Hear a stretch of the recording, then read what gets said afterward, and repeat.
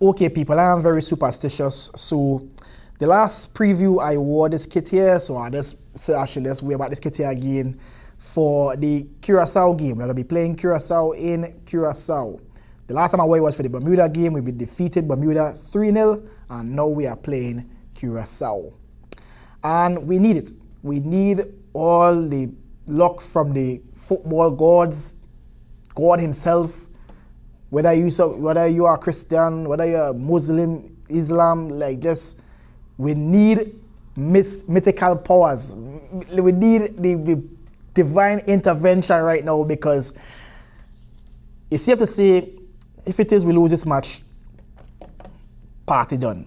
The next two home games that are going to be playing in Port of Spain are going to be fet match / friendlies. Well, technically, because the likelihood is that we could only qualify for a second place spot. And of course, having the asterisk that is Bermuda, and no disrespect to Bermuda, but it's safe to say that each team would approach this Bermuda game thinking that it's already 3 points, because they have been underperforming. So let me break it down for you.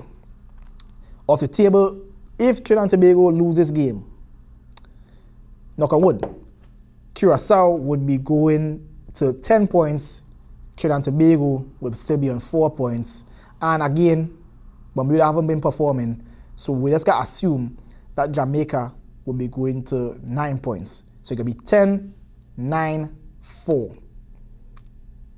So, with the next possibilities of 6 points up for grabs for the last two games of the World Cup Qualifiers, again, Curaçao have to play Bermuda. And the maximum points that we could get is 10 points. So it's safe to say we cannot lose. If we lose, automatic spot and World Cup party done. So, let's break down. If it is, we get a draw. If we draw the game, Curaçao will be on 8 points, we will be on 5 points, and again, with assuming that Jamaica should be able to get past Bermuda in Jamaica. So Jamaica will be on 9 points, and they will be the group leaders. And that will be ideal for Jamaicans. Jamaicans actually probably hoping this is the case. But again, 9 points for Jamaica, Curaçao on 8, Trinidad Tobago on 5. Now, we have to play Jamaica in Port of Spain. If it is we defeat Jamaica, we're going to be on 8 points. And then Curaçao now most likely could be Bermuda again. So they will be on 11 points. So we have to hope now on the last day that Jamaica nicks a result from them, and it had to be a draw.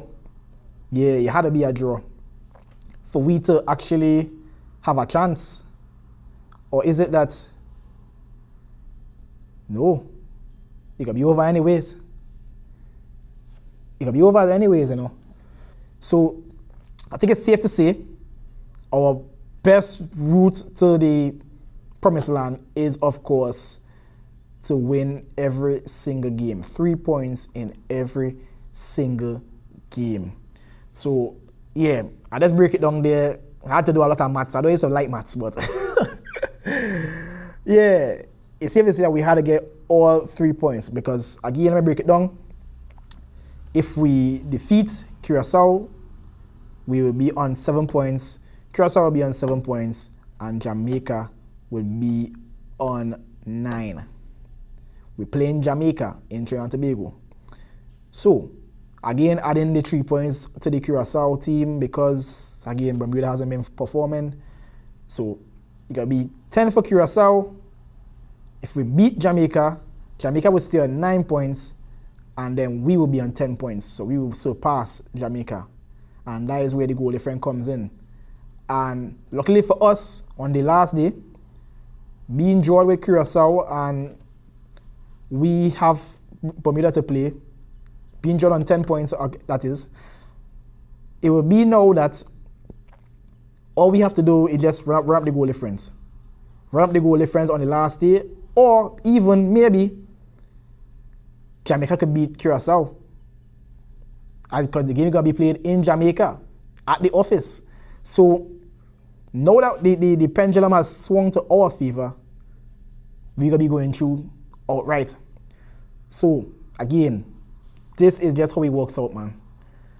So the best course of action is to win every single game moving forward. Yeah. You know, easier than it song. It's hard. But it's not impossible. So to get into the game itself, that's Trinidad Tobago versus Curaçao. Last time we played, of course, was in Port of Spain in the Hazel Stadium. We drew 0-0. In my opinion, again, it was 2 points dropped. It would have been so nice to have them 2 points there right now, the situation we're in. But yeah, this is the situation. So going into Curaçao, of course, we had to talk about the AstroTurf. The turf is something that players have to get accustomed to. And we saw that even the Jamaicans were well, at least for the second half that I was able to see because of watching Trinidad Tobago game. I missed the first half. But I was seeing that the Curaçao team, they looked way more comfortable on the AstroTurf as opposed to the Jamaicans. And, you know, more coming off from that game there, after watching the highlights over as well too, I've seen that Jamaica actually threw away the game, if I'm being honest. They had some easy chances. And I get to understand that this Curaçao team, they just tend to get tired. Yeah, during the last stage of the game, they just always like start to get tired now, boy. So, judging based off the first game we played against Curaçao, I believe that we should be in the face of the I don't know what else. Let's call a Curaçao person. I don't know. I don't know at top. But we had to get in the face of the people, the Curaçao players them. We had to get in their face. If it is, we notice within the first game, we saw that when it is Trinidad Tobago was pressing them, they started to go long. And every time they went long, Andrew Rampasa was on it. And I think Andrew Rampasa is going to be a very, very important player for this game here. Because I understand that a lot of people was giving Andrew Rampasa a lot of flack because they believe that Andrew Rampasa is a midfielder who just goes sideways, backwards. But I don't think you guys understand how great Andrew Rampasa actually played in that game there. Throughout the waves that we had like a 50-minute wave against Curaçao. We were just like attacking, winning back the ball, attacking. And they had to go along because they was afraid to play the ball in behind because they knew the guys that were pressing them. Daniel Sealy was on them, Levi Garcia was on them, Spicer was on them, even Daniel Phillips even started to get up in them. So, and I need people to understand that modern day football is just numbers. It just maths. The key element that a lot of coaches want to get in the team is to outnumber them within the phase of the play. So, you might have times, most times within the build-up stage, they just want to have outnumbering. So, you're going to see the centre-backs, they go on the byline to provide it with one time so that they could just give the wing back, and then now the midfield could come inside, and that is how we could get, or the midfield pivot, I should say, comes in to the build-up play, and that is how we just get into the stage of the progression stage because we already outnumber the press. The likelihood of a press is that you might have one midfielder coming in, we have the three across the line, and that is it. But when it is you include the pivot now, it could be a 6 versus 4. If you understand what I'm saying. So, what Andrew Rampasa was doing really good in the Curaçao game is that he was playing more slow. He was controlling the tempo of the game. He wasn't allowing Curaçao to play at their pace. Now, Curaçao likes the pacey thing, like, you know, they play really slick passes. They like to bounce around, bam, bam, bam, bam, bam. They pass really well. We can get caught up in that. If we get caught up in that, we'll get caught out a lot. And we tend to be caught flat a lot. We can't allow that to happen. But what Andrew Rampasa was doing, he was playing slow to the point where Daniel Phillips now could occupy a space between the lines, and then now he could invite Rio Cardin to come up. And that's how we was trying to get the waves done, because if you notice, within that time, like about 50 minutes, I swear I counted, like about 50 minutes, where it is, we were just waving, just balling behind again. And it was because Daniel Flores was linking up with Rio Cardines. He had the triangle right there with Rio Cardines and Dante Sealy. So that's how we were just trying to get one set of chances on the Curaçao people them. So again, what I notice Curaçao's like weaknesses, when it is you press them, they does tend to go big, and when it is they go long, we does outnumber them in the midfield, and we does have, of course, Andrew Passard, who has the acumen to get the second ball, the third ball, and maybe even win the first one.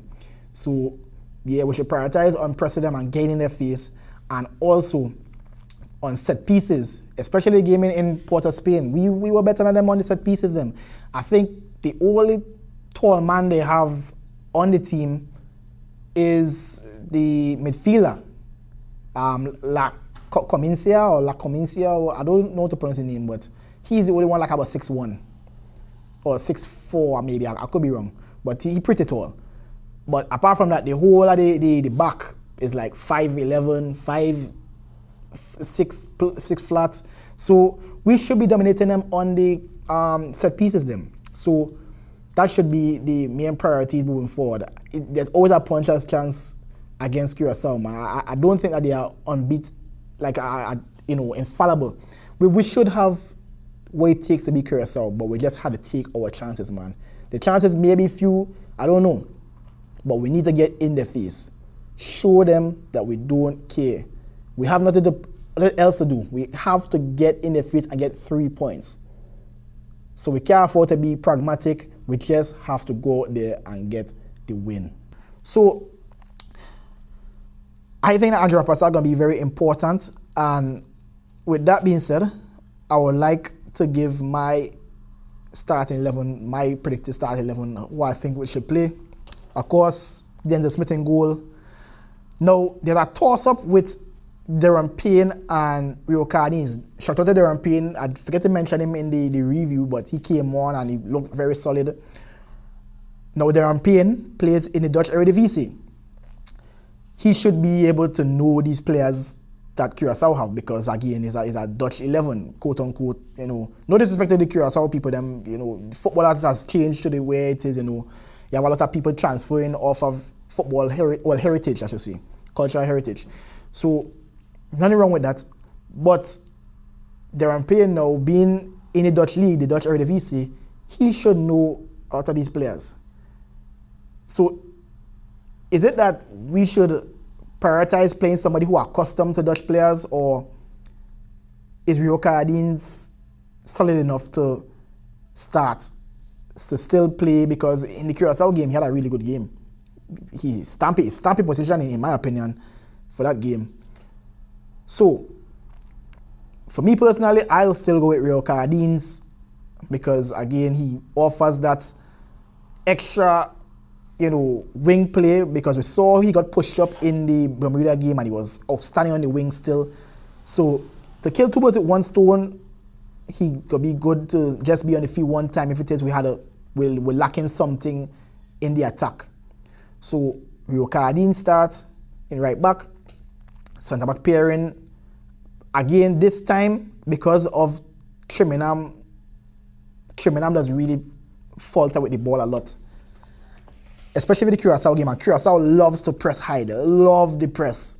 These guys be pressing it right through, and I don't want Trinidad having to be playing long balls all the time, boy. Like, I want we to have some level of build up, and I need we to be aggressive. We have to go and face Curaçao head on. If it is we step back, if it is we allow them to play football, we'll get creamed. We need to play them. We need to get in their face. We need to show them that we don't respect them. We have football heritage. We have been to our World Cup. You guys now looking to try and get to our World Cup. Again, no disrespect, but that's the reality. So I prefer Shiggy in the centre back pair with Kobe Henry, and left back Andre Raymond didn't put our foot wrong. But do we prefer to chance Andre Raymond with the pace of Margarita? Because Margarita is very silky. I feel as though like that Noah Powder might be the best thing. Noah Powder did a really good job in isolating Margarita. Like Margarita didn't have a sniff that you're accustomed having. I really afraid for Andre Raymond when it comes to like them kind of sleek players there. Me personally, I'll put Noah Powder in. Because Margarita is pretty tall. I think Margarita is like, what, 6 foot? I really afraid for Andre Raymond with that boy. Not that Andre Raymond is a bad player, but having somebody like Margarita, boy. Margarita is something else. That's the winger, the right winger. But, yeah. I feel as though we should definitely try to prioritize the same team because I think that team was a winning team, just that we didn't score goals. So, me personally, but I doubt Drytok might play him, but me personally, I'll put Noah Powder back in the left back position because he wasn't bad. I'll be honest with you, he wasn't bad. But then again, we want to get attacking prowess, and I feel as though like Noah Powder doesn't offer as much attacking wise. So, you know what? Yeah, I believe in Andre Raymond. So scratch that. I'll put Andre Raymond in the left back position because we need to attack them. We can't. I just explained the maths. We can't go for a draw. We can't afford to lose. So we had to hit them early. So Andre Raymond in the left back position, and then in the midfield pivot, we're going with the same midfield pivot as last game. Daniel Phillips and what you name Andre Rampassad. And then we will have Kevin Molino, hopefully. Talks was that Kevin Molino had visa problems, that's why he couldn't play the Bermuda game. It would have been so nice to have him in the game. If he was in the game, we would have like about 10. I'll tell you straight up, boy. But yeah, Kevin Molino in the camp, and of course the same front three. They proved that they could actually produce goals now. Even though it was against Bermuda, it was still pretty decent goals. So Spicer left, Sealy right, and Levi Garcia on top. Hopefully these guys actually score the goals this time. But and we need some more from Dante Sealy. Dante Sealy has been, he has had times where he don't really dominate games, man. I need him to start dominating the games then, boy. And shoot, people. These guys need to start prioritize shooting the ball, but get shots on goal, boy. Shoot from outside. You have too much time with be pitter-pattering on top of the box and we're not shooting the ball. Shoot the ball, boy. Yeah, man, but again, this is the team. So again, in goal, Denzel Smith, right back, Rio Cardines, centre back pairing of Justin Garcia, Shiggy, and Kobe Henry, left back, Andre Raymond, the midfield pivot of Daniel Phillips and Andre Rampassad, the camp position, Kevin Molino, we have on right wing, Dante Sealy, left wing, Tyree Spicer, and of course, the main man himself, Talisman, Levi Garcia, up in the striking position. So, again, I believe it's possible. We just had to believe, man. And people, we need to show the support, boy. Show the support. I tell you, if it is we get past Curaçao, this is the semi-final. It's a semi-final and then a final in Port of Spain, boy. If it is we get past them two here, World Cup once again. So listen, if it is you're new here, make sure to leave a like, share, and subscribe. And press the notification bell so you don't miss any more content from me. Because Tuesday is going to be a day, boy. It's going to be one of the most important matches we have had in years. Yeah, man. So, peace out.